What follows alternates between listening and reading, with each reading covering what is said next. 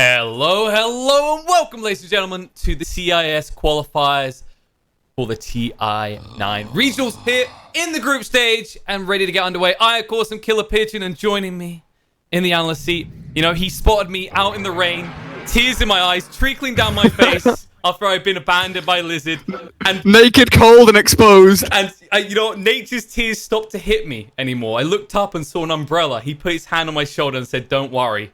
They might be Balkan boys, but Britain begins with a B as well." He took me in his arms. He hugged me.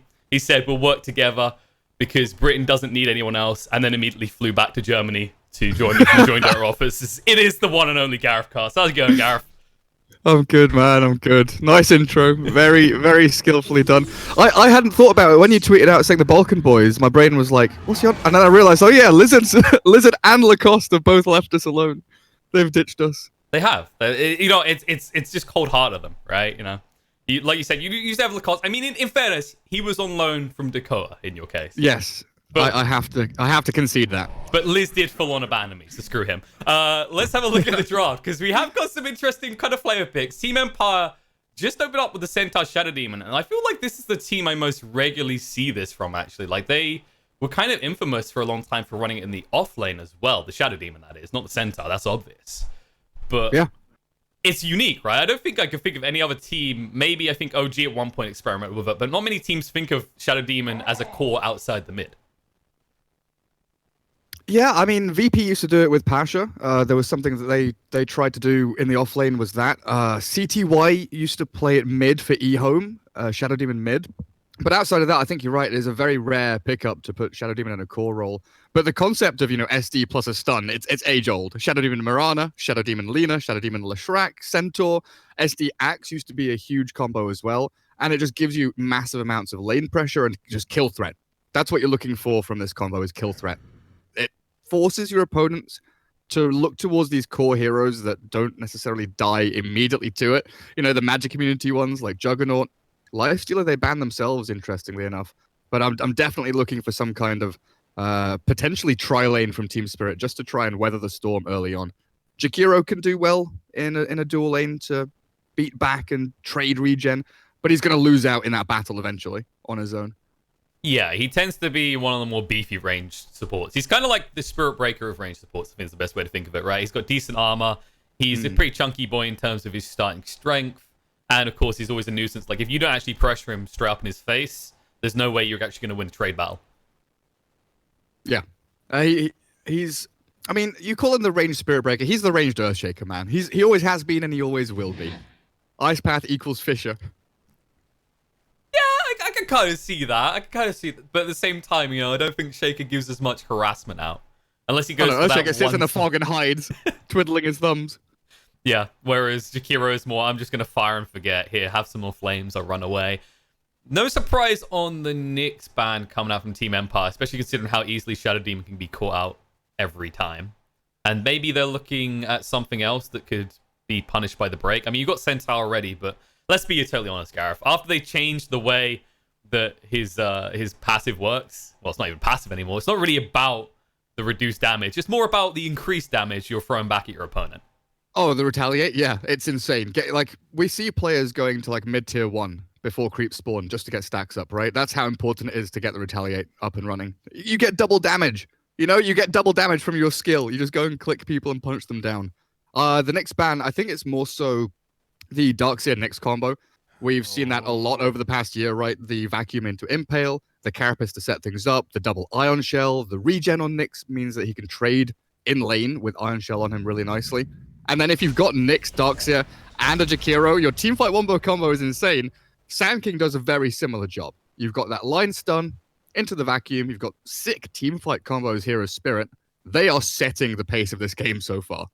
I mean, they've kind of been infamous for this. This is not the original Team Spirit lineup from about a year ago, but it seems the same brand of visceral, rapid gameplay. You come flying out those lanes and into people's faces. It's kind of like, yeah. I think I always called the old Team Spirit, I always called them the mini VP. And this draft suggests that the new Team Spirit are feeling exactly the same way. They just want to run at people. The question is whether they can actually overcome the issues that the old Team Spirit had, which is the moment that their opponents don't fall flat, they kind of looked like headless chickens, right? They needed 5 or 10 minutes to recuperate and go, so what do we do next? Especially with the departure of FNG, right? You know, earlier this year, I think it was January or February, Team Spirit dropped their roster. They lost FNG, he moved on, and they've picked up, you know, some recognizable names, of course. And it's going to be interesting to see if Vanscore uses his own kind of drafting and captaining style, or if some of the players will try and keep on what FNG had left with them. Because I think you're right, FNG was, you know, an exceptionally good team fight captain, draft for team fights, draft for lanes, and they play that early tempo style. Vanscore has always been similar. He's a very selfless position 7 support hero player from that captain role. And when they've got someone like Illidan on their team, okay, here it comes. The Wraith King. They're going to have this timing hit. Illidan's always been very well known for his timing heroes. Whether it be Anti-Mage for late game, Wraith King for that mid game, Terrorblade for kind of early to mid game, they like to go around and play around Illidan with his timings. And I like the fact they've built Teamfight to actually play around him. Yeah, and it's a bulky team fight, because actually you look at Team Spirit's lineup, is a fair argument that through that mid-game tempo, the most vulnerable person to go down once at least is Wraith King here, right? And this is something we see a lot of captains. You ever ask them, why do you draft Wraith King? What's the real big benefit? And I've heard it from many different captains. Their simple answer is, I think my carry's going to die. It just sounds like it's accusing him of feeding, but it's like, you realize the weak point in your draft, right? It's like, this guy is probably going to go down. The enemy team wants to snipe out a carry, because how do you catch a Sand King easily, right? Jakiro can stay far away. And Darkseer, you know, it's just going to be stick on the Benny Hills theme tune music as you try and chase him down with Stampede. It's not easy for Team Empire to catch. You've got this Disruptor, yes, but now you can't really target the big damage dealer physically as the game goes on, which is that Wraith King. Yeah, equally you can, like you're saying, Jakiro, Sand King, Darkseer, they are all very often fog heroes where they're playing for the counter initiation, which plays really nicely with Wraith King. But you can also use Sand King and Darkseer as well as Wraith King as that bait hero, you know, the damage sink, to go up in the front lines, tank a few spells, force out a BKB or an ulti hero there, and then you jump in with your combination on top of that reincarnation or the mech of the Darkseer, whatever it may be, to extend the fight. So they've got nice elements of being able to play in and out of team fights. Their lanes look really good. Tower push is exceptional from Wraith King. You've always got to remember the Skellies with the talents do enormous amounts of damage when you're pushing objectives. So I like the setup here from Team Spirit. And you can see the adaptation from Empire, right? They've gone for this early kill threat. They've gone for this kind of almost trying to match the team fight and the catch with Disruptor, Centaur. They've got Glimpse. They've got Stampede. They can make the quick in and out jump and kill plays. But they've also given themselves that late game leniency with the Morphling. So if things go a little bit awry, they can slow things down a little bit more and force Team Spirit to be the ones to always play on the aggressive. Of course, that Morphling can be played in the safe lane, can be played in the mid, but wherever you play it, the question right now is, what does Team Empire fill the gap with? Because when you pick this Morphling, it can be strong. You know, it doesn't really... It's the type of hero you define as not really losing any lane. There's not many lanes you lose. But it's not really a hero that immediately comes online after the lane, right? It's not someone that can easily go and look for kills unless you're just running into him. So... yeah. Are you targeting the mid game with your other core pick? Are you looking for something that comes straight out of the lanes fighting like a Chaos Knight? Maybe not against this lineup, but maybe something like a Templar Assassin, something that can actually just immediately give you that damage to go and rotate with the Centaur, the Shadow Demon, the Disruptor. Yeah, I'm wondering about like an Ember Spirit or something along those lines. Gives you even more catch and reach, so you can play with your Centaur and Disruptor from long range. You've got that kind of macro gameplay where you can join the fights no matter where they take place. Morphling, like you said, he very much wants to kind of play in a static position and have avenues to join fights from there. If you think Radiant side, the Northern Shrine, the Triangle, where Morphling's likely going to be farming kind of 10 minutes in, he wants to play in towards top lane, in towards Dire top Shrine, in towards Roshan, in towards mid. Those are the kind of the 4 directions he wants to go to. So you want to be able to play into those areas. OD, that's an interesting one, honestly. It's got some save. Up against the Wraith King, you've got a lot of int that you can steal, but picking it before Team Spirit pick their mid hero seems a little dangerous.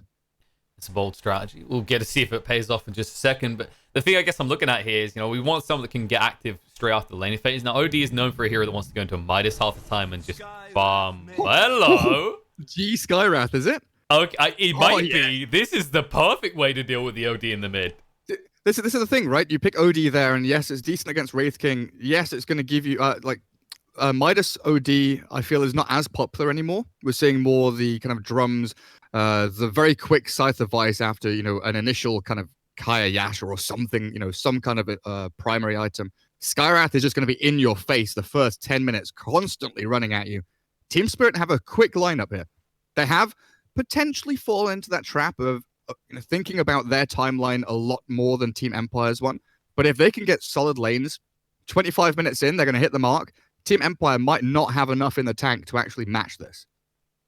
Yeah, there's a fair point here that what you've done as Spirit is you've alled in, right? Like, if this doesn't come out of the lane and you're in control, you feel kind of done. Like, what really competes? Like, Darkseid should get farm, sure.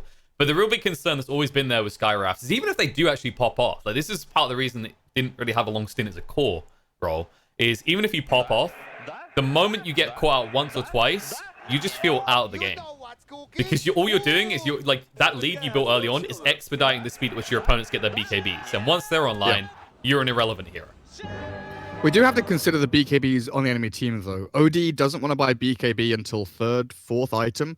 And him being forced to buy BKB as a second item after, let's just say double null treads 4-staff into BKB for OD. It feels atrocious.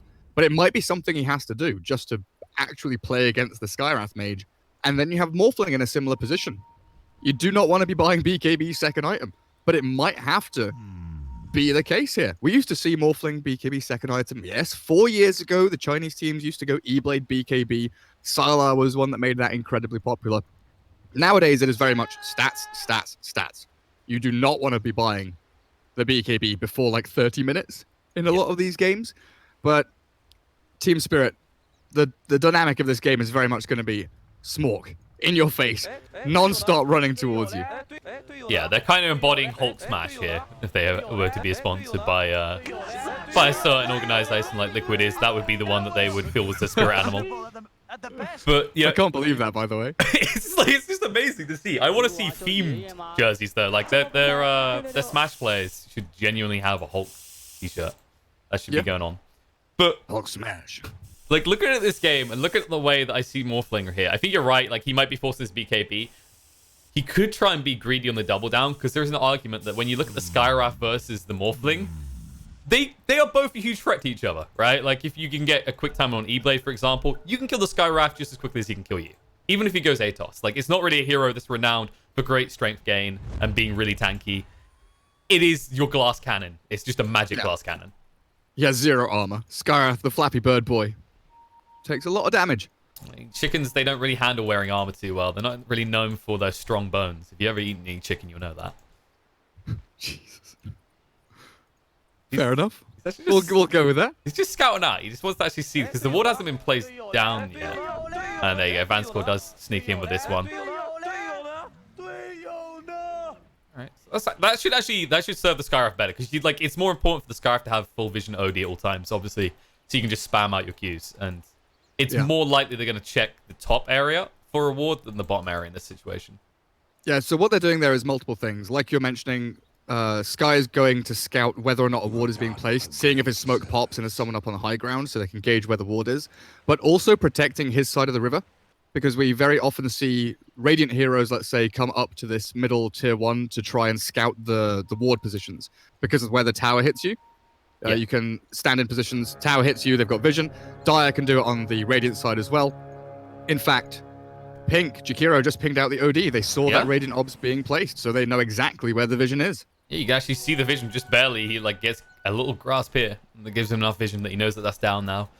So they're about to get that D ward. Obviously, you don't want to do that too quick, because if you do, then it immediately reveals where your ward is. And as we said, it's more important for you to keep that vision, one, so that you can actually spam out, and two, you are a 0 armor hero. You are vulnerable to any type of gank. KP, remember when I said that I thought Team Spirit would try lane? Oh, look at this.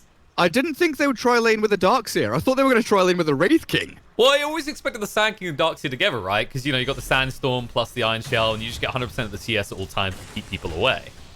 But yeah, the Jakiro joining him here is interesting. I guess the logic is, you can spam into the Centaur, but then if you force a try scenario, he's always going to just have that retaliate just maxed out and hit you in the face. So I can and see you can try and kill the Morphling level 1. That is true. Level 1 attribute shift is awful. Or King Absolute garbage ability. Okay, I'm surprised they didn't actually try for that. They wouldn't have killed him, but they would have got him low enough that he'd have to actually be on the defensive. But I guess King R already expected this. He did bring double tangos, which, you know, sometimes we see the disruptors just grab the walls and get greedy with their clarity, saying, there's no way you can ever purge these off. He's gonna be I'm going to Thunderstrike. Yeah, that's all I do. There you go. See, So now... preview. But they just double stacked up the double wave. Yeah, exactly. That's a huge chunk of XP and gold that's going to come their way. But BZZ, is he just going to TP back? I was going to say, Centaur's not doing this on the other side of the map at all, though. He's just staying in lane, so he's not really getting the same benefits. He can kind of just deal with Illidan a little bit better. But still, Disruptor being here alone. Shame to get BZZ low. BZZ does have the south, though. They actually have to Burrow Strike just to make sure he can get it off. King R is out of mana. Does have a mango, so they'll back up a little bit. They're just toying with him. BZZ will have to TP back to the tower soon, I think. Oh, King R's in they trouble. turned around. Yeah, he made a mistake. Burrow Strike's coming off cooldown. And that looks like a first blood. I was just about to praise King R. He was doing absolutely godly work, denying range creeps, you know, keeping this whole nonsense going. And the fact is, he does die to first blood. BZZ gets another Iron Shell down. Oh, another range creep denied. Oh. King R, beautiful. Well, BCC, he can't get in there and go for those CS. I feel like it was a slight mistake there, because if Velio had used his salve on Darkseer and then suicided, you're Gucci, you're fine. Like, you can just stand there, BCC gets all the XP, all the gold. So maybe a slight misplay there, but at least, you know, Velio's back. Of course, he did give the gold over to the Disruptor Other, but that's because of the changes, right? You can't really afford to wait around that long anymore. Yeah. I'm a little surprised BZZ is not going for bottle. He got the Soul Ring brought out to him by the Sand King. Could quite have easily got a bottle, but they didn't know that the Illusion Rune has spawned down bot, right? That would have been a free bottle refill, would have regen both of them back up to full. They didn't know. Oh, Jesus. Gee, got the kill. I wasn't sure if that was going to be enough, but with the Null Talisman and the Mantle, he gets the kill. And this was our concern, you know, about the OD. He usually just squares up against these heroes with small mana pools, punishes them. And there's always an argument, right? If you're playing OD against an int hero, well, that's great, because you're reducing their damage and increasing your own, but the builds don't really support that right now. You don't really go for these early points in Arcane Orb. You absolutely don't. And every time you go forward to Astral or Creep, Scarith Mage gets like 2 bolts into you, 2 right clicks into you, so you're taking like 300 damage every time you try and get 1 CS. It's pretty intense playing that lane matchup. It is pretty rough. I mean, this is one of the things that a lot of people just maybe don't notice, is just how short of a range the Astral Imprisonment usually is, right? When you're up against heroes like Skywrath or SF, it's kind of the trade that you're going to make is usually double the damage for what you're doing in return. And even then... We've not even... Something going on? We've not even looked up. Well, I looked once. I saw Illidan get a crit. And I was like, this is Wraith King behavior. Oh, bottom lane. King R. Deja vu going on down here. Oh, it's the exact same place. Velio doesn't have the stun, though. BCC, he's waiting her out. Like, Velio has the stun in 4 seconds, so King R needs to be careful, because they won't hesitate. Even if Velio has to die to the tower again, it's worth it every time. I guess the thing I was going to highlight about this top lane is this typical Wraith King behavior, right? You try for a crit. If you get a crit, you can go for a kill. But if you don't, it's okay. You just, you know, you're still trading effectively. Worst case scenario, evenly. And he's moving forward. Illidan throws out the stun on the save, but he needs to back away. He realizes the stomp threat, and now he's in trouble, actually. This may have been a mistake. 3 poison stacks on him right now. Banish him. They'll be able to set up the foot. One more should bring him down, and Illidan... Oh, no! Just the one! Just enough to keep him alive. Meanwhile, Darkseer in the bot lane will go down to the Disruptor. And Illidan will walk away with the south. Rotation coming in, though. Oh, Velio, this rotation on the Kodos with the DD. He didn't expect this. Sans comes out to turn around, and they'll be able to find this kill. One more hit should do it. No Astral to protect himself. He salves up, but it's too little too late. And that fight up top's still going. I didn't catch the Darkseer death down bot. Good catch on the mid rotation from Velio. Moving in on that OD. But Bounty Rune's spawning now, and Dream's put himself in a really nice position to grab not one, but also help King R grab the second down south. Oh, Maiden. In the top lane, he just pounces that one. They get 4. So despite the abysmal mid lane that is occurring for Empire, they at least just drag some of that gold back. But there is a concern. This Skywrath, he doesn't have the most CS in the world, but he has level 6 and he already has 2 kills under his belt. And we said... Empire, they know what's good. They get all the bounty runes. Nice bit of gold. It's true. I've got to say, Dream did an exceptionally good job down bottom lane. With all the double wave stacking and nonsense that BZZ and Velio have been pulling off, Dream has been dragging creep wave into the large camp and actually mitigating a lot of the push presence that comes from that creep wave cutting, right? Yeah. So he's kept his tower pretty much full HP. He's been free farming and killing neutral creeps. So he's top of the pops on the CS board. And he's level 6. This guy can put out a lot of damage right now, and BZZ might be feeling the brunt of it. And they're going to show him exactly what they can do. They move in. Nice stun from Velio. Oh, Dream needs to start morphing up. Velio needs to actually back away. He might die for this. Front 9 shell.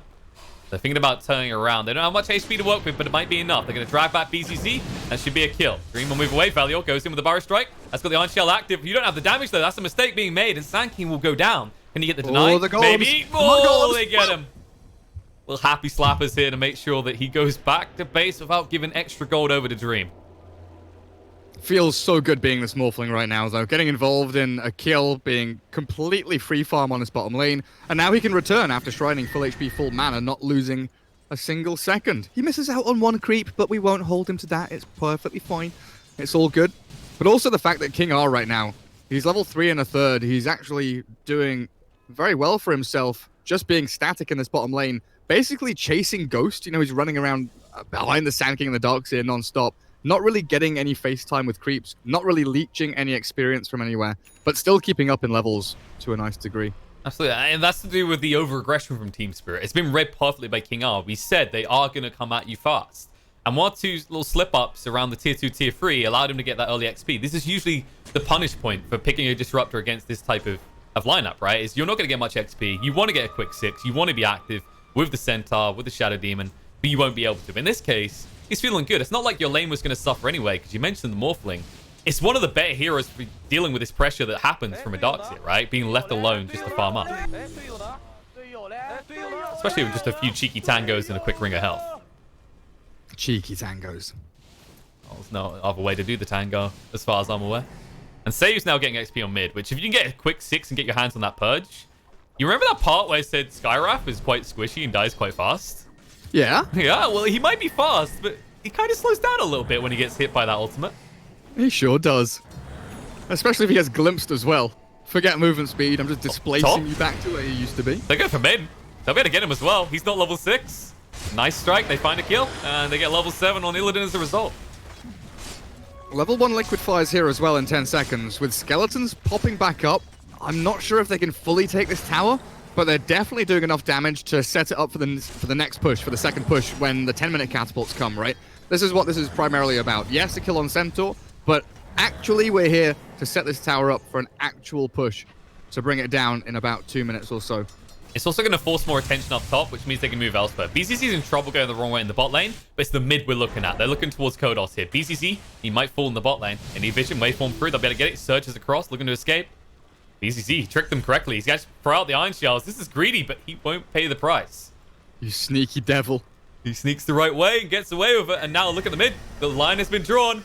Velio, he is clipping his little clappers together. His claws are ready to jump, but Kodos already reused the move. He's moving away. They do have wards, but with the Disruptor rotating as well, they can't do much about this. Kodos has kind of reached that point where he doesn't have to expose himself in the lane anymore. You can go and farm and supplement your gold, which is something Skywrath doesn't do very well. Yeah, Skywrath is a hero that needs to be on map pretty much 24/7. You can't play Fog, you can't play Jungle really, it's not efficient at all. You want to be using a lot of your smokes early on. I would like to see him maybe play with his Sand King a little more. You've got a level 9 Sky. Mystic Flare plus Burrow Strike is such a disgustingly good combo. Moving down bot to find a kill on Dream. They're doing it. They're moving down there. Bottom bounty runes, a kill on Dream, catapult wave coming in, a tier 1 tower, a kill. The problem is it's what they been desperately spotted. need. And this is the perfect to bring in, right? Seiyu comes in, and he's got that save for the disruption if you go for the Mystic Flare. So they have to think about this correctly. Rune's coming up. Top, Illidan goes to the stun. He wants to move past and try and steal this, but Maiden does get the stun out. So it looks like it's going to be 2 apiece. Better for Team Spirit than it was last time when Empire got all 4. Yeah, that's true. That is very true. I'm wondering about this Centaur. He's doing decently well on farm, but he hasn't really put too much pressure onto this rate. Like, he's put no pressure onto the rate thing, right? He's been free farming on Illidan. But double braces on Centaur makes me feel like he wants to start playing much more aggressively, or at least try and match what Team Spirit's bringing to the table. Well, you definitely need it as well against all the magic damage that comes out, right? That magic resistance against the Skywrath, you might feel tanky, but without the braces, you just melt. And this rotation, smoked up. Illidan's gone bot lane. They want to strike. Morphling's the target. They can hit the Barrow Strike, and they'll follow up the Rayfire Blast. But he did start to morph up beforehand. Ice Path is out. Now you can just waveform away. He's the pretty bulky boy. In the 1400 HP still, they're chasing, but there's going to be a stun back, and it'll last a long time. And He's been gone. Yep, G surround all sides, throws out the Mystic Flare. Atos a little bit too late, off the mark, and as a result, there'll be a save, keeping Shadow Demon alive, but G won't be so lucky. Actually, though, they've thrown out Slicing Clips. They're going to glimpse him back. They're moving now. Velior with the turnaround power strike. G moving away. King R doesn't have the funnest strike to work with. Needs 2 more hits to get rid of G. Make that free, in fact, with the stick. Turns around, slow comes out. King R now in trouble. He can't move away quick enough because the power strike's coming off cooldown. They're going to need an Astral Save. There it is. They'll keep him alive, but no one dying in the mid lane on either side. As Velior can just hide in his Sandstorm and farm up simultaneously. Who you call a squishy, KillerPigeon? This Skyrath Mage is one tanky bastard. He got 2 usages of the stick there. Velior, nice rotation in, yes. But my goodness, the Shadow Demon had no idea what was going on. He just takes like half of his HP and damage from an Arcane Bolt. He's like, oh god, what have I walked into? This G Skyrath, if he goes into fights now, he is going to annihilate people. My goodness. 1 versus 3 basically, and nearly gets 2 kills. I mean, he would have got what you saw the misplay, right? With the Atos too late. He's like, Mystic Flare. Oh, wait, yeah. I've got an Atos now. And he'll remember it this time. Throws out the Mystic Flare. A lot of damage being done to Morphling. Ice Path as well. Getting pretty low, but he did get the Morph off in time. And this is probably why G is likely to build into an Aether Lens next, because you just can't hit him with the long-range silence otherwise. You will find a regen rune, though, so that's a nice constellation prize. All that mana that was burned doesn't matter. Brave King. Oh, he sees Kodos in the mid lane, and he knows that Kodos has no Science Clips. He just has to run. The Centaur is coming, but he's not as fast as the one on the side of Empire. Speaking of that Centaur, he's getting closer to the blink now. Okay, I needed to check. Okay, there's a fight mid, maybe? Yep, they're moving in. Velior does have level 6. Hasn't leveled the Epicenter, though, so he doesn't really provide that extra spike. It's just the control and the Sandstorm. Yeah, I just wanted to check how close that was. It was 1/10 of a second between Morph using Attribute Shift and Silence being used by the Skyrath Mage. 1/10 of a second.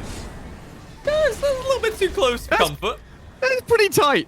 Because I saw the silence go off and I thought, yeah, he's fucked. He's a goner. He's dead.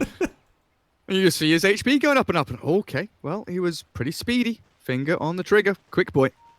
It's that moment you really activate the anime music, then realize there's no point to anime music. He's literally just standing there, rooted, taking all the damage.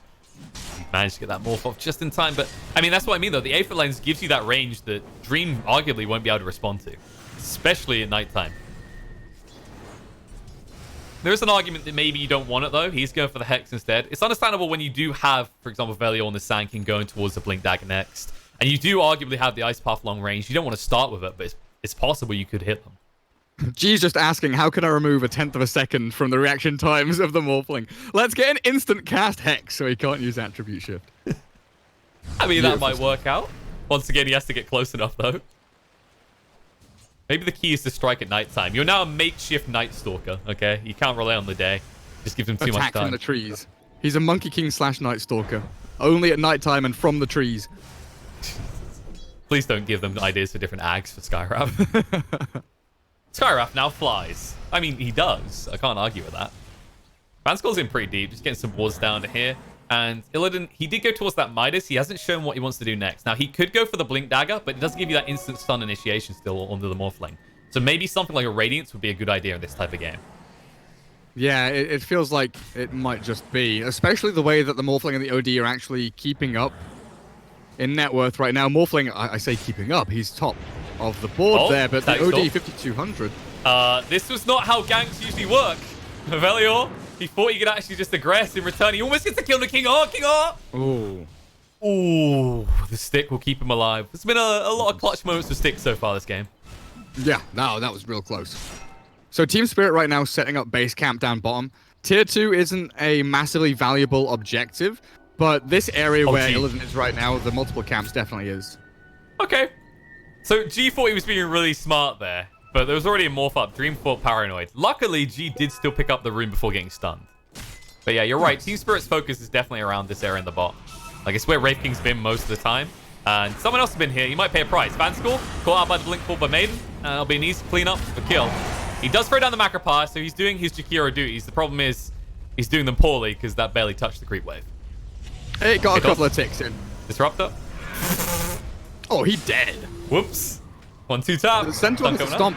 Oh, wow. They actually just forced out the Stampede. They really want to keep Seiyu alive. But the The Centaur, Surge! he's coming. He's not the only one of a Centaur on his team. Both sides have one to work with. And Seiyu, he can't get the disruption out in time. He will fall. A little over-eager there from Team Empire, has to be said. Nice de-warding and warding by the Shadow Demon to actually remove some of the control and vision that Team Spirit have been marking in this Radiant jungle. And then they just push a little bit too far. You know, they get the Jakiro kill, and they move forward. They want the creep wave. They want to shove the wave out. They want to take control of the extra 2 creep camps. And in comes Team Spirit, reclaim their territory. They do have to deal with the triple sentry wards over in the area, though, at this point. As Empire set up for a proper fight down bot, stomps in, Centaur catches the Wraith King, but Illidan has reincarnation here. Exactly, and they can't get rid of the mana quick enough. They might turn around on the vacuum back into the stomp, turn around with the vacuum, nicely done by Morphling. Buys them enough time to back up here. Maiden doesn't get caught out, though. The kinetic field covers his escape. Just a little bit of probing, a little bit of intrigue from both sides. No one falling here, though. Although, Illidan... hokey pokey. Well, he's going to go back to hit the tower. He's like, okay, try again. Astra's going to come out. Pyro strikes out. Static Storm down. Centaur trying to move away. The Atos holds him in place. Disruptor will save his life, but will save him for long. Mystic Flare comes out, gets the kill. And the secondary on a King Arts. He can't move away. Silence Eclipse gets dropped. We'll find the kill on the Sand King.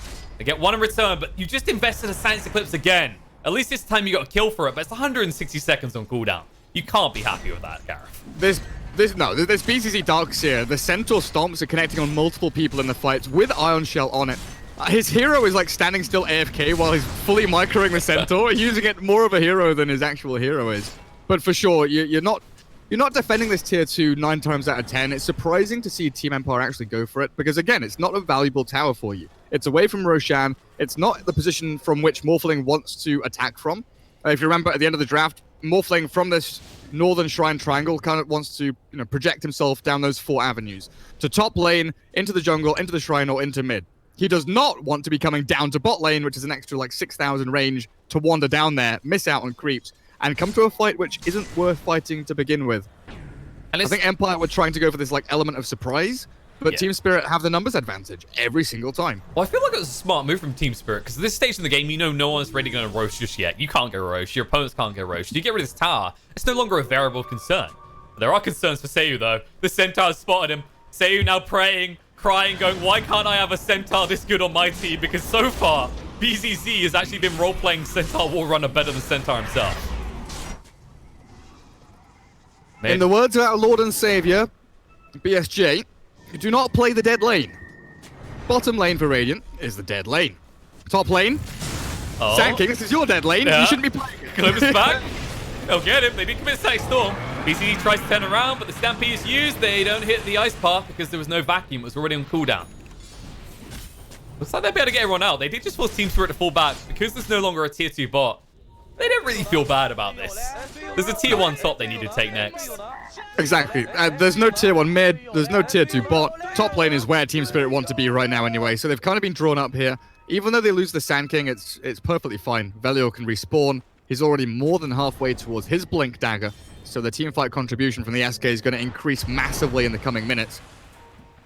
My one kind of worry, I don't know if worry is the best, my concern, I guess, about Team Spirit is that with all of this map control and all these team fights, they are progressing forward in terms of momentum and control of the map, but net worth-wise, it's actually Empire that are leading. Morphling, this late-game security, that safety net that they have is still accelerating reasonably quickly, and Team Spirit don't have an exceptional Roche-taking lineup. So the advantage they get from controlling Roshan isn't really an advantage if they can't take it themselves. So this all has to be converted into towers, objectives, get that net worth through other means, as well as kills and team fights. Well, speaking of those towers as well, it's a little bit rough when you consider how many extra towers they've taken to how much the net worth is swinging. Like, Empire still have the lead. And if you think about this, this is a scenario when you look at the map and you see how many towers that Team Spirit still have. If they lose one team fight, just one team fight, which they might if they're not careful, Wraith King in trouble. BKB gets forced out of Kodos. We mentioned he might go for this early, and he did, in fact. The Reincarnate is available on Illidan. They'll force it out of him. Ice Path, fine score, misses them after the Ice Path, and now Dream going to be able to move into the fight. Sandscript comes down, Vacuum, Dragon 2 back, Illidan in trouble, turn around, Stun's going to come out, and OD saved by the Disruption just in time. Static Storm is down, and Wraith King down for the second time. They'll keep OD alive, he'll finally die, but it's a 2 for 1.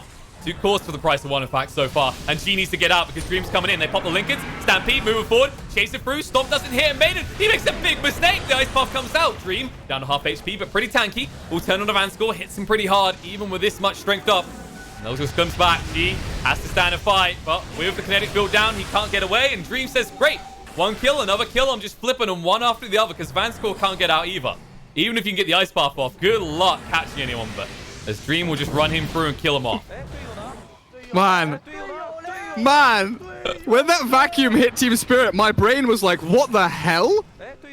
Morphling, How does baby. this happen? And then I was like, oh yeah, Dream Morphling turns into Darkseer, vacs them back in. Sick stuff. Morphling is now online. All he has is a Lincoln Sphere, but he joins a fight, immediately has 3,500 gold saved up, finds kill after kill after kill in that chase. We talked about it in the draft. The BKB from the OD, it was a necessity. It's a requirement. 4-staff BKB was the... I thought Treads, but Tranquil's perfectly good here. Into Force BKB, exactly what Kodos needs to be that almost frontliner. You don't think of OD as a frontliner, but that's Kodos' job this game, is to go in, stack up some int, get some hits in, blow his ulti, and don't really care if you die. Because Dream is the one that actually brings that second wave of damage. The main force is the Morphling that comes in on that second wave. And if Team Spirit have bust the majority of their arsenal in that primary engagement, onto an SD, onto a Centaur, who can disengage with Glimpse, with Stampede, the double save from OD and Shadow Demon, Astral and Disruption, extending and delaying these fights. So Team Spirit can't get that burst kill. They can't get that immediate numbers advantage where they slap in, get a kill, turn it into another one, and push forward. Really nice answer there from Team Empire into this aggression. And it feels like the game might start slipping away from Team Spirit, but they've got multiple chances to get away with that kind of fight. Their wombo combo is still incredibly strong. The primary concern is that they need to keep their vision going. They need to have eyes on enemies. And they're trying to do that. Centaur already knew it was coming. It's pretty obvious, the rest of them on the high ground, but you're right. Like, this double save, you know, it can work against them. Can be a double-edged sword if you do it too soon, because you think about the layers that Team Spirit have. And let's not overlook the fact we still have yet to see an epicenter out of Velior, right? Because he's only got 1 point now. He wants to try and get the level 2. That's a big spike of damage in their team fight if they can get there. But up to this point, Dream ironically proving the nightmare for Team Spirit as he just extends his lead further. They're smoked up. It's their turn to go on the prowl. And Dream will reveal himself. He realized the fan score is in the tree line, or someone is. Won't come close enough to pay a price for it. With that Lincolns now, they can't rely on Velior as the initiation. E-Blade Morph, double Bracer Hood on Centaur, double Bracer on the Disruptor. You've got a Glimmer Cape on the Shadow Demon. You've got all the answers you need, and a Glimpse back on the Darkseer is going to catch him. And we'll kill him as well. There's no way he gets out of this. He'll try and mech to buy a little bit of time, but it's too late. Stampede, the chase ball looking more, waveform through. Fan score, he's already dead. Don't blink or you might miss it. At least that Centaur shows the other Centaur he's still beefy enough. Look at the damage these skeletons do to Maiden, actually. Good lord. He's pinging them. He's not happy about that. Well, that's what you get for only putting 2 points to retaliate, my friend. You made your choices. Always forget OD is very good against these summons, right? Yes, the splash now. You know, sometimes you feel like saying thank goodness they made him a hero again. Then you remember it's OD, so you don't feel good about it. It's like going, oh, Terrorblade got a butt. Oh. Ugh. So now we get into the point of the game where you mentioned it, right? That top fight, it was reasonably even. The map control very heavily in favor of Team Spirit, but net worth-wise, pretty balanced. Now, a couple of team fight wins for Empire, and the map is unlocked. All of a sudden, they've got avenues to take tier 1s, take tier 2s, take objectives outside of their sphere of control, such as Roshan, which is definitely a potential in the coming minutes. Well, they're fancying of taking some Kentucky Fried Chicken right now, because look what they're about to find in the jungle. G. Clock, boy, clock. He'll actually have his feathers plucked and killed off pretty easily, and that should be the safest area of the map for G right now outside of his actual base. And yet they move in so easily. BCC, my God! Where did he go? Oh my God! What? Level 20 Morphling. Fear him. That's a Darkseer. Well, not anymore. It's just a splat on the ground now. Van score. Just don't breathe. Just don't breathe. The ice buff goes down. The Magpie as well trying to move away. They hunt. They find Illidan. He activates the shrine, but Dream is just wailing into him right now. Maiden moving in. The Stampede comes out. E-bladed down. He'll come up again. Guess what? Call it. Nice stop. Static Storm. And Wraith King, not so eternal anymore. Team Empire's too good. They're too strong. Too powerful. They have no solution for the Morphling anymore. This is the problem with their draft. Like, you look at what they have, right? It's not like they have a Centaur where it's like, I can stun him without, you know, popping Lincolns so we can start somehow. Or I've got a Disruptor. Like, this was kind of the beautiful thing. When you look at the way the Empire drafted here, they picked things that not only synergize with the Morphling, but are some of the better counters to him as well. Absolutely. I said 25 minutes in, right? 25 minutes in, either Spirit are rolling, stomping the game, and they've got the advantage from the laning stage, or 25 minutes in, and suddenly Team Empire have that window open to them where the Morphling's online, the OD's ready in that mid-game power peak with his BKB, his 4 staff, and now the majority of Lincoln's done. It's going to be not only difficult to kill... Oh, God, is Sand King done? He's done. Yeah, Proper Dream's done. just showing that he's a better version of every hero on the enemy team at this point. And Belial pays the price for it. I mean, he didn't even try for the Burrow Strike out, which was the interesting part to me. And now, they'll just go back to Roche. They're like, okay, there's no chance of a level 2 epicenter, because right now, that's the only big boon Team Spirit have, and they realize that they buy back. They'll force them out of the pit. I thought Morphling might have to go a BKB early this game, and I am going to stand corrected on that one. I'm going to accept the L on that one. He doesn't need it. Dream has just had such an exceptionally good game here. Lincoln's E-Blade, perfectly tanky, and has that early warning system with the Lincolns to know if he's being jumped by the Silence or the Hex. The Hex isn't even here for Skywrath. That's something Spirit desperately need. Remember how long ago he queued that up? It's been a while. It was a while. Yeah. But it goes back to what you were saying. The Skywrath Mage doesn't have that acceleration method, doesn't have the ability to farm jungle, doesn't shove out waves efficiently at all. He can't insta-clear waves like Alina, for example. Or, you know, someone with a Radiance who can hit a couple of creeps and let it burn. The Skywrath Mage is much more of an arduous process. But Roshan fights, this is something Team Spirit excel at. They still have a couple more chances here with that vacuum combo, with the ability to just wipe Empire off the face of the map. Now it is positioning time. Empire's positioning is key in these fights. If they get caught more than 2 people in a vac wall with a stomp and a Burrow Strike, they might be in trouble. So we've got to see the spread. Jump in. Oh, we've got to see them blow up the Sand King. He's already dead. They jump him. The Stampede Stomp sees the target. They're going to just trap him inside and silence him up. He can't escape from this. They might have disarmed the OD, but that won't stop him wailing in on him. They get rid of him. Buyback comes out. Stun on the 2. Dream again. Just proving that he is the true Sand King. BCE goes down. Ice Path is there. Mystic Flare as well. Centaur getting pretty low. They might burn for him and kill him off, but what's the price in return? The E-Blade comes out. Skywrath in trouble. Burrow's breaked out. And Dream, he'll just turn around, bring him down as well. So triple kill already. This time gets dropped. Illidan still alive for the moment, but not for long. Goes down, ultra kill. Dream moving forward. He wants this. The buybacks come out. He realizes it's not time for a rampage. It might be time to finish Roche though.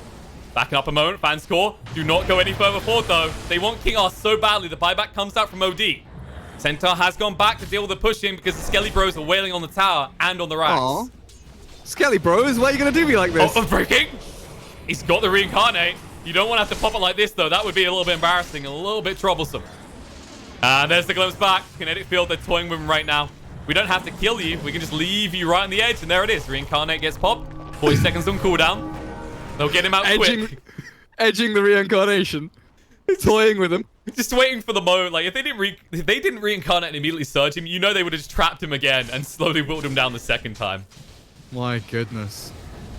Roshan's still alive, half HP inside his little den, wondering what the hell the noises are out on. As that battle ensued for a solid 2.5, 3 minutes. Yeah, he's just stockpiling his resources. He's getting ready to mature his cheddar cheese when the second time comes that someone tries to claim his life. But I think claiming his life once might secure this game right now. Empire with 10k lead already. Looking to finish the deal. Get rid of the big boy in the pit. Saves, scout everyone out, epicenter. He just goes, no, the trumpet comes out. He doesn't even get multiple off this stun. On the King R. Gonna get him free down low, down to half HP. Glimmer Cape trying to get him away with Stampede. Now he drops the Static Storm. Darkseid in trouble. Gonna go down. Tries to move away, but it's too late. Waveform in, morphing. He's morphing into Anti, but no. He turns around just in time. The Burrow Strike comes out. Jakiro the target. He might fall for this, and he will. Illidan still in the macro part. Taking a lot of damage from it. He's trying to actually keep himself protected, but Morphling doesn't care. He'll burn up to it. Illidan's still alive. Has to reincarnate to work with Kodos. Chasing forward on a G. The movement in silence is there for a very long time to Maiden, but he's staying close enough. The silence comes out. Slow as well, G. Yeah, he won't close the distance. Meanwhile, on the other side, Illidan runs down and kills off King R, but now Dream is ready to toy with the Wraith King. No reincarnate for 40 seconds. The disarm comes out. Morphling moving in. Gonna actually hit him pretty hard with the adaptive strike. Illidan, he needs to buy another 20 seconds. He's like, no, please. Wraith Fire Blast. They see. He's gonna move away. Come on, Dream. No, just stop, Dream. It's stuck. Oh, he felt the Ratty Burn. He felt the Ratty Burn. He sees it. He sees it. Yep, he moves in. There it is. Gets the kill. The Eternal King is dead for 90 seconds, and they can move down mid or bot, and it looks like they're going to secure a few bounty runes to go with that big gold lead they already got off the last fight. Yeah, as that fight brewed up, I was looking at the buyback status, trying to continue on from your comment about, you know, one Aegis, one more fight might just seal the deal here. There's no buyback on the Wraith King, no buyback on the majority of the Dire Heroes. Darkseid, Skywrath, Sand King have all busted theirs out in the past kind of 3-4 minutes. OD did have to bring his out in the prior fight, but you're looking at this Morphling now with a fully completed Skadi, taking bot tier 1 with the rest of his team. Dream feels like he can 1 versus 5 at this point without too many worries in the world. As they set up behind this Morphling, it is dangerous, dangerous times ahead for Team Spirit. It does indeed. You know, you just see this Wraith King at this stage in the game, when you've got that Radiance, you feel like you should be in control of those fights. His burn isn't enough. You saw what he was doing in that entire engagement. He stood in his own Jakiro's macro pile like, this will protect me. There's no way they can get to me. And still, they just pummel through him. And it's not like this is a hero that you can rely on in the late game. Not when you're up against this Shadow Demon, right? When you go this Radiance build and he just disruptions you, you've screwed over your own team. Everyone on your team is just burning like they're heretics. Oh, Skyrath has gone from being like 700-800 gold away from Hex to now being over 2,000 gold away from Hex. His net worth is 8,000. He is 1,000 behind the Shadow Demon. Skyrath has not snowballed. He has thawed and melted. I think I know the solution here, right? You just realize you're a Skyrath support now and do what like Insania does as a support, right? You build 3 braces. And pray that's enough, that you don't die to the E-Blade straight away. Just hope, pray. I'm a little surprised that nobody considered going like a hood or a pipe here. You know, the Arcane's mech on the Darkseer, the Helm of the Dominator, it got them some value. I am wondering though if like Helm into pipe may have been a better option just to try and deal with the magic damage from the Radiant. You think about what kind of, you know, physical burst damage they've got, it's not that great. Having a pipe maybe would have been good. I'm not flaming the mech. I'm just looking at alternative opportunities here, maybe for the Darkseer that could have maybe changed the dynamic of this game. But just imagine it, Gareth. All you're forcing the Morphling to do then is change into G, and then just silence you for the extra 45% increased magic damage. Yeah, true. Someone's always gonna die, you know? The math supports it. Oh, King R. He's moving in. Vanscore needs to be careful. They know they're there. They did throw down the scan. On the high ground. Man, something we didn't really talk about too much in length. We mentioned the catch, the reach from this Radiant team, but the two supports give vision. Yeah, Wraith King, see you, buddy. The 2 supports give vision. Shadow Poison, Thunderstrike. You have the ability to see your opponents when they can't see you just through your 2 supports. And if they put themselves in a position where they can die to give you that vision, it doesn't matter that much. Again, going back to the double-layered saving methods we have on Empire. You've got Astral and Disruption to save people who are scouting for you. It's just so many really nicely layered ideas from Empire in this draft. Late game security for the Morphling, mid game lane domination, kind of decent situation for the OD. Even though he was against the Skyrath, he still came out of the laning stage in a very good spot. And then these 2 supports who can save, who can reach, can grab, can start team fights, and give you vision of your opponents, which is so desperately required against Sand King, Darkseer, Jakiro, who we mentioned were Fog heroes. They play the counter initiation more often than not. And this is just the price they pay. The Skyrath, when you fall behind, like, it looked great, right? He stomped over the OD, got 2 kills. Great. OD goes, okay. Let me teach you how this works, G. Because I know you're a player from a few years back. You know, you used to be on top of the game in CIS. But nowadays, it's about picking heroes that can just go farm in the jungle when shit goes bad. And, well, OD is definitely one of those heroes that has that on lock. And as a result, Team Spirit on the precipice of opening up the CIS qualifiers by losing. They need something. KP. Morphling has to beat KB. Now this is 1, 2, 3. Oh, it's his 4th item, so he's fine. This is perfect. Not so perfect for Team Spirit. Not so perfect. No, I was empathizing with Team Spirit real hard there. I mean, as soon as you swing BKB, you are kind of in a rough spot. No longer can you do anything against him because he's got Lincolns and BKB. So he has the early warning system for a Burrow Strike or a Wraith Fire Blast, a Silence, and Atos, and then he just presses the shiny golden god button and he stands his ground. I mean, doesn't mind too much. There is one thing you do, Gareth. You can get down on your knees and beg him for mercy. That is an option. That may be their only option. Dream is not a merciful god. He is an annihilator. He is Xerxes. He is a shiny golden god, and he will destroy you and your family. I mean, you know, if he's a god, why did he walk away from that TP? You know, a true god would have stood his ground against a measly Sand King. I think has he got double link? It looked like someone, yeah, they got double Lincolns. Yeah, they do. Who needs your BKB? You just got double Lincolns, you're fine. So now both cores have BKB Lincolns. There is no way you're killing OD and Morph, never mind like OD or Morph, it's still going to be difficult. And you can see the positioning from King R and Seiyu and Maiden, right? They are spread, they are not next to not a single hero is next to each other. No one can get double vacuum walled, never mind triple or quadruple. It's really nice discipline there to take the tier 3, the melee racks. No contest whatsoever from Spirit. They come back and defend top lane, and now you're in a position where Empire can wait for next Roshan if they want to. Team Spirit are the ones that have to push out their lanes, have to go and smoke. The status quo is against them. They're 24k in the hole, and they need to make a move. They've got AC on the Wraith King now. Darkseer, nowhere near Greaves. He's been on his way for quite some time. But the onus really is on them to make that first step. If they can catch Disruptor, Shadow Demon, someone in the back lines, convert that into a proper team fight, ideally around a shrine, that would be great for them. And that's why they're holding this bottom shrine. It's the most natural place for the Radiant to come and play off of this dire bot shrine, because you get access to the mid and the bot lane to push in multi-waves off the 2 ramps. Empire say, screw it, we don't care. We're strong enough to go for the I don't want to say suboptimal. It's less efficient, it feels less good pushing as Radiant from top lane, top jungle, because it's much wider of an area.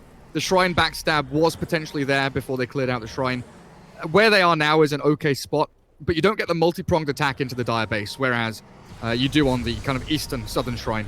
I mean, you're more just sitting here going, Roche might be up soon now, right? Like, we don't have to take any risks. There's no point in this, because you think about what Team Spirit done here, you know? Great, Illidan's got an AC. Who benefits from that? He's literally the only one who's going to just go and right-click things, right? Like, it's not as if it's got great synergy in the team. It's more the build that Illidan has, he's forced to choose this item. It's not a suboptimal choice, but it's like, it's the best of the worst choices you really have right now. Yeah, this feels like him going, hey, guys, they probably will go for another Rax push somewhere, and if I just so happen to be in this bottom lane when nobody's defending, my skeletons with an AC can shred their buildings and we can Rax trade. He didn't go for the 2x Skelly spawns. He did go for the damage. He needed the reincarnate mana cost. Against an OD, for sure. Yeah. Yeah. Absolutely. No doubt about that. But even so, with an AC with a Skelly damage, he can shred barracks really quickly. So if his team can trade buybacks for a barracks, they still feel comfortable with that, just trying to extend the game and give themselves a little more time. There is a concern about where they get the damage spike in the late game, where they get the utility. You know, you have got that Scythe now on G, so he's a threat. Is going towards the Aghanims next. That could be the big turnaround point. And then Darkseer almost has the Guardian Greaves. This isn't exactly a speedy Greaves game from BZZ. You're playing Scythe into double Hex. It feels awkward as heck.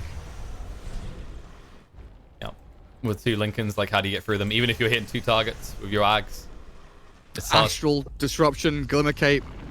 I mean, theoretically, there are, what, two preemptive saves in the Lincolns, 2 reactive saves in the Astral and the Disruption. I guess 3 if you include the Glimmer Cape. Stampede a 4th. They've got Lotus Orb on the Centaur now as a reflection. It is just absolute hell for G in that Skywrath. The only way you do this is if you find King Art to start the fight. Like, you can't even go for save. Look what he has. He's got his Blink. He's got his 4-star. Like, there is no way you're catching the Shadow Demon. He has won the saves. So, even if you open up on King Art, if Seiyu's in Blink range, he'll save today. Lincoln's pop. Dream. Stands his ground. Double Lincoln's pop. It's true. They tried to pop it with, was it Ancient Seal? Something tried to pop it. Ancient Seal. And then Burrow Strike came, but as the Burrow Strike was cast, the OD put the Lincolns on the Morphling. So it was like, cool, well, that was an attempt. And that's how difficult it is right now. You know, you imagine the old Juggernaut spinning and sitting on your tier 3 and there's nothing you can do. Oh God. Oh, God, there's something they can do, though. But they're all gone. BKB activate. Ice buff off the mark, but they'll drag him back into it. And Jakiro, realizing that he's been outdone by a different dragon. Buyback comes out, but it's just a measly Jakiro. What does he do for you right now? The Glyph is going to run out soon. TP coming in. Wraith King finally forced back. Illidan, Disruption comes out to him. This is what we're talking about, because now this is going to start to hurt. Oh, the damage. Already done. Got down to half HP. They might get him blown up. The Stomp's there. They just burst through him once. Maiden still has the Stampede to work with.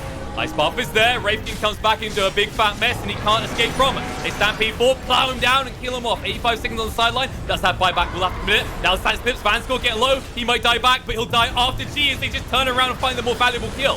Buyback comes out from G. Illidan charging forward here. Maiden, as the Stomp stands his ground, and the damage being done to Illidan is hurt so much. This Shadow Demon doing so much work ensuring the kill. That's a dieback.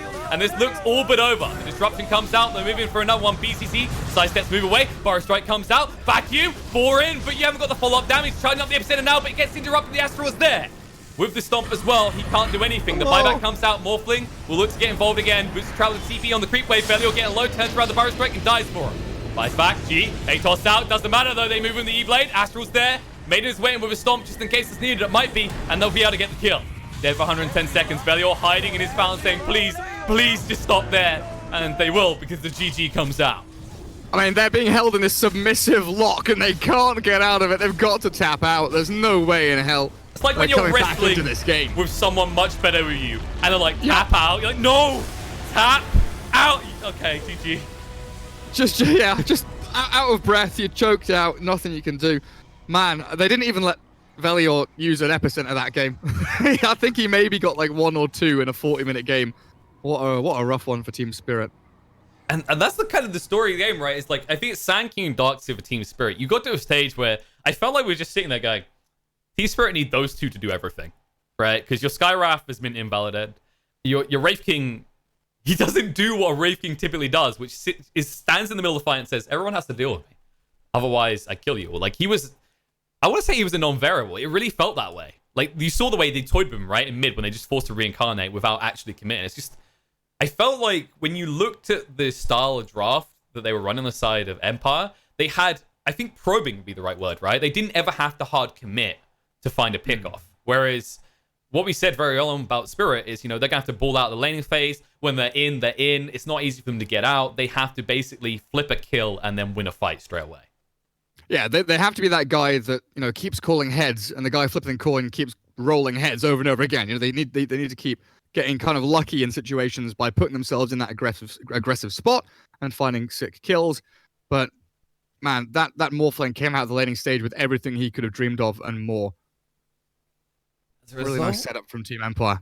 As a result, we open up with Empire getting a win, but plenty of action to come here. We've got 7 more best of ones ahead of us. Not really a best of one, it's a 1-game series. Come on, guys, get it. Whoever done these overlays? Nah, I shouldn't blame them. But next up, we've got an interesting one. We've got Nemiga versus Vega. Now, Nemiga, they are a squad that's been known to shuffle a little bit from time to time, but I think they've been together this rotation a few bumps. And Vega, of course, I believe this is the youth team, right, Gareth? They're looking to bring in the next generation of Dota miracles. Yeah, they've got a couple of, I guess, recognizable names. A couple of Belarusians there, which we have seen previously. Last Hero, Fishman, up on their squad. Nemiga, I think they've only changed one player. They've brought in Meloyul, and they've kept Zitrax, the Chosen One, Astral, and Fervian. I know Fervian's a new one as well. My apologies. So they've kept the Chosen One, Astral, and Zitrax since like a year and a half or so. So they've got their main kind of 3 players in there. They brought Fishman from Nemiga over on the other side. Vega Squadron have stolen one of their players. So maybe a bit of a grudge match for Fishman coming into this one. We'll see what we're going to get in store. Maybe Nemiga, because they've had someone, from the other side, they get a little bit of insight. Maybe Vega know the obvious and say, let's just ban Drow against Zitrax, because with the changes to it, it's a little bit of a question mark. But we're going to need a short break before we get to that. So we're going to ram some ads down your throats. And then after you've drank some more alongside them so they've cleared, we'll then be back with the next game, which will be Nemiga versus Vega Squadron. So stay tuned, guys.